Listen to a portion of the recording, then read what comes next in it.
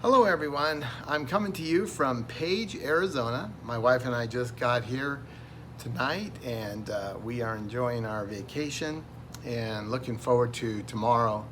If you ever get a chance to come to Page, Arizona, there's Horseshoe Bend and Antelope Valley, really fantastic tourist spots that are remarkable to see. You should look them up on Google. It's fantastic. I want to bring to you our Seeking Daily, the Heart of God daily devotion by Boyd Bailey. And tonight we are doing one called Wise Fear. He is looking at Proverbs chapter 1, verse 7. And this is what it says. The fear of the Lord is the beginning of knowledge, but fools despise wisdom and discipline. There are good fears. The fear of God is one of them. It is foundational. It feeds all other good fears. Wise is the man or woman who first fears God. Fear of God is fervent at the beginning of your faith walk. It is the honeymoon stage of your marriage with Christ. You don't know any better than to do what is expected. But if the fear of God is neglected, you drift into disobedience. Look at Psalms 36:1. Like any other belief or discipline, the fear of God needs to be fostered by faith and obedience. Fear of God keeps you honest with Him and with yourself. It is the beginning of accountability. The grace of God without the fear of God is an illusion. And boy, I see people making this mistake so much, where they really misuse the grace of God, creating an illusion that God doesn't care what we do. Read the book of John, the Gospel of John, and make a list of everything that Jesus says real disciples do, and you'll find out none of them claim grace without obeying Jesus. That was my own addition here. There can be no grace without fear, just as there is no fear without grace. Foolish is the one who does not fear God. The fruits... Sorry, my screen just jumped. That's what happens at late in the night. I don't know why my screen's jumping here.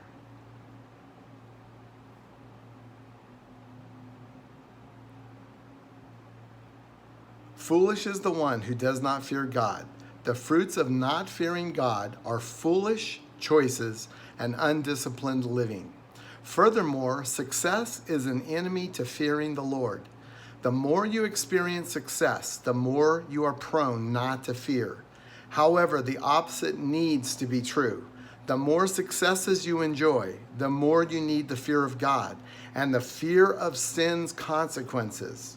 Success many times grants you autonomy. It is here that you are wise to increase your level of accountability. Be brutally honest with yourself. You can't handle autonomy without accountability. David couldn't, and he was a man after God's own heart. Look at Acts 13:22. Autonomy without accountability leads to a series of bad decisions and left unchecked to immoral behavior. No one is above the law, and no one is above accountability. Wise is the leader who builds accountability into his faith, finances, family, work, and leisure. Those who don't think they need it the most. Maybe you start by hiring a personal assistant of the same gender who is with you at work and on business trips. This is your opportunity to mentor a young and up-and-coming leader, and it is his or her opportunity to hold you accountable. We all do better when others are watching. Fear of the Lord keeps you from sinning. See Exodus 20:20. Invite accountability from your spouse, your board, your boss, and accountability group. Be transparent with your professional and personal finances. Tell your spouse when you become emotionally attached to someone else. Be very discreet about your alone time. Idleness leads to indiscretion. You are wise to reserve solitude for your Savior, your spouse, and special friends.